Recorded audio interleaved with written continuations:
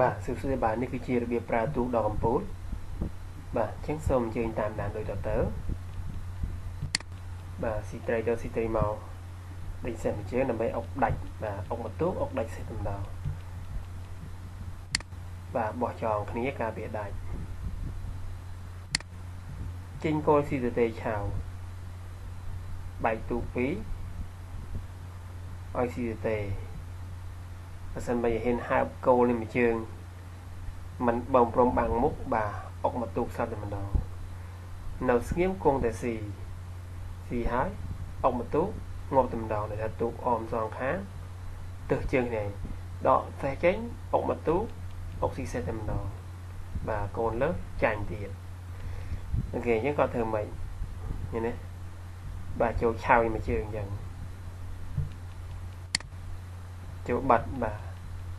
ចូលបាត់ស៊ីទូកមួយអុកមកទូកសិនដោយសារមានមួយជើងគាត់ជាប់អង្គអូខេបាទស៊ីទូកឲ្យអុកស៊ីទៀតតែមើលស៊ីទូកមួយ